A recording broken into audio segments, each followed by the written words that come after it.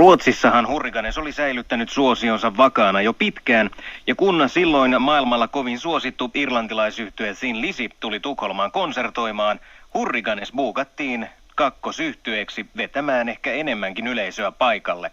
Tilanne oli se, että Thin Lizzyn keulamies Phil Lynott menetti hermonsa ja Hurricanes vei potin.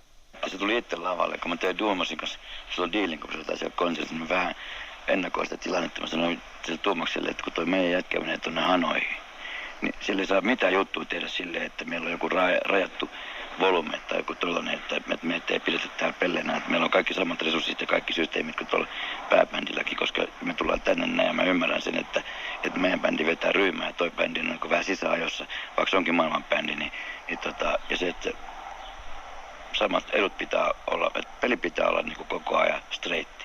Tuomas sanoi sen, mä annan sulle sanani siitä. Ja sitten mä ihmettelin sitä bändiä, kun teki soundcheckia ja se satana lynatti, kun pyörin. Mä alkoi kuvottaa se jätkä, mä en tiedä mistä se johtuu. Ja sitten kun alettiin mättää keikkaa, niin ekas biisi mä sanoin Järviselle heti, mä aletaan kuin ennen vanhaa ruusakys. Vittu me sinne lavalle alat tulittaa sitä perkeleen pryymää niin, että vittu ne lentää perseelle. Sitten kun ne on perseellä, niin mä tuun kissen kanssa sit vasta niin sinne, niin mä heitetään sit saatana jotain perunajauhoa sinne päälle ja aletaan laulaa vittu joutukaa sielut ja kaikkiin tällaista. Niin. Ja no Järvinen sanoi, että joo. No se hyppäsi sinne, alkoi leipoa, niin jengi nousi saatana vittu sinne tuoleelle. Koko palettista oli niin perkelet ja alkoi nousee Hurricanes-fiiri. Mä sanoin Montelle, että ajetaan. Vittu me lähdettiin lätkiin sinne. Mä perkele paljon siitä systeemistä. Oli aika sekava se lavasaudi ja kaikki, mutta kauhea lätinä oli kumminkin. Ajo oli hurjaa ja jengi uusi niin perkele. Sitten mä näin, kun saatana käkkeräpää kuikuuli jossain kaappien takana. Mä vielä panin lisää löydön. Mä ajattelin, että siinä on sulle saatana mulkku. Että vittu, se siellä passaat saatana, että mä sinne komeroon. Kun mä näin jonkun oudon asian siinä ihmisessä. Ja mä ajattelin, että kun se on häiriintynyt hetken, mä ajattelin, että jos joku on dorka, niin mä teen sen vielä hullommaksi määrätyllä tavalla. Mä saan höpinää siitä.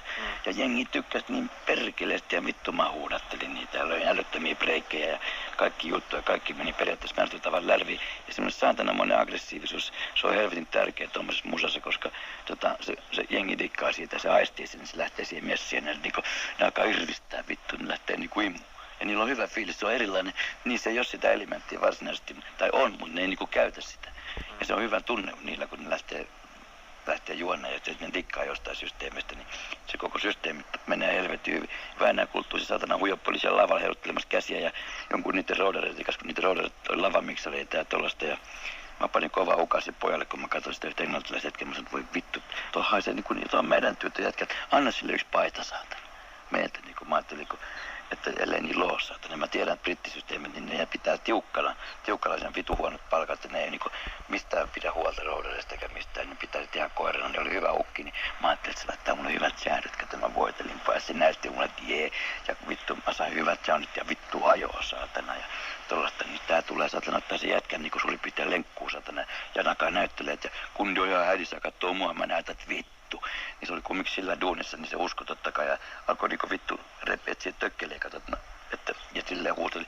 Sitten Leifille huusi, että vittu bändi lopettaa nyt. Siellä sivussa mä näytän toisille koko ajan yleisö ja seuraan sitä systeemiä, että mä haluan, että toi bändi lopettaa nyt, että se ei sota enää yhtään, koska siltä ei tuntunut yhtään hyvältä, kun mä ajattelin kaverilla olla ystävä, että mä lämmitän ton paletin kanton hänelle valmiiksi, niin hän ajatteli, että vittu, että ei uskalla tonne katsomaan työntää päästä, että joku heittää vielä kivellä saatana. Se meni sitten silleen, niin että joo, että Leifi niin sitten riitelee sen jätkän kanssa. Ja silloin mä muistin, että vittu, mä tiesin tämän jutun. Ja Leifi antoi mulle sanansa saatana. Että ei mikään juttu. Ja soundi, sitten se, että mä luin sitten jossain vaiheessa lehdistäkin, että Hurricanes toi mukanaan ääni. Niin kun me se rikottiin, se otettiin niin kovaa siellä. Jätkät oli vetänyt kato saatana, että niin lujaa. Ja se oli niinku alitajuntaista vittuilua se Thin Lizzylle, niinku, että tuli sen jälkeen, niin se olisi sanonut, kun olisi ollut kuunnellut huutenään. Niin. Ja Thin Lizzy taas aisti se jätkä. Sen takia tuli heilu siihen lavalle, niin vittu ne piti yli tunnin pitkän breikin sen jälkeen, ennen kuin ne meni stagelle katoa. Juu.